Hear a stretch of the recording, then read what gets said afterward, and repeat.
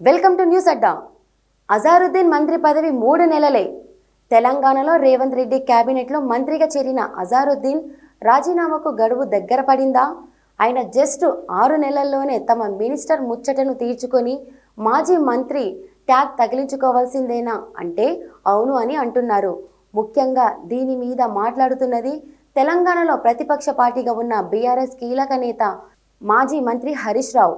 అయితే అజారుద్దీన్ మంత్రి పదవి మీద ఇంట్రెస్టింగ్ కామెంట్స్ చేశారు. అజారుద్దీన్కి మంత్రి పదవి వచ్చి 3 నెలలు మాత్రమే అయ్యింది. అయితే ఆయన ఈ రోజుకి ఏ చట్టసభలో సభ్యుడు కారు. రాజ్యాంగం ప్రకారం మంత్రి పదవిలో కొనసాగాలి అంటే ఎమ్మెల్యే కానీ ఎమ్మెల్సీ కానీ అయ్యి తీరాలి. కానీ ఇప్పటికీ ఆయనకు ఎమ్మెల్సీగా నామినేట్ చేయడం కానీ అవకాశం ఇవ్వడం కానీ చేయలేదు. దాంతో అజారుద్దీన్ మంత్రి పదవి మున్నాళ్ళ ముచ్చటే అని హరీష్ రావు అంటున్నారు. ఆయనకు ఎమ్మెల్సీ ఇవ్వలేదని, అందువల్ల మరో 3 నెలల్లో ఎమ్మెల్సీ కాకపోతే తప్పకుండా మంత్రి పదవి పోతుందని సంచలన వ్యాఖ్యలు చేశారు. ఇక అజారుద్దీన్ మంత్రి పదవి కూడా కేసీఆర్ పుణ్యమే అని హరీష్ రావు మరో మాట అన్నారు. తాము జూబ్లీహిల్స్ ఉప ఎన్నికల్లో గట్టిగా ప్రశ్నించినందువల్లనే అజారుద్దీన్కి మంత్రి పదవి దక్కిందని చెప్పుకొచ్చారు.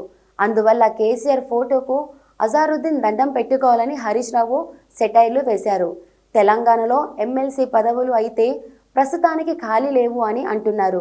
దాంతో అజారుద్దీన్ని ఏ విధంగా నామినేట్ చేస్తారు అన్నది చర్చగా ఉంది.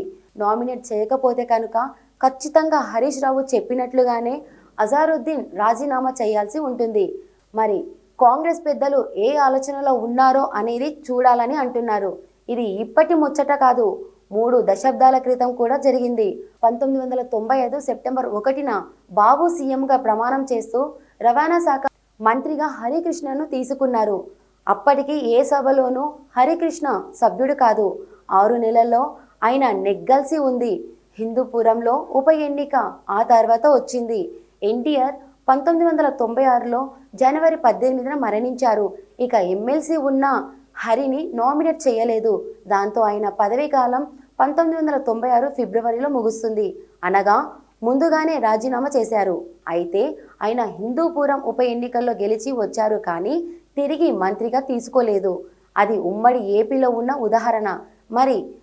మరి రాజకీయ అవసరాల కోసం మంత్రిగా ముందు చేసిన ఆ తర్వాత ఉభయ సభలలో ఎక్కడ ఒక చోటు కల్పించకపోతే జరిగేదే ఇదే అని అంటున్నారు.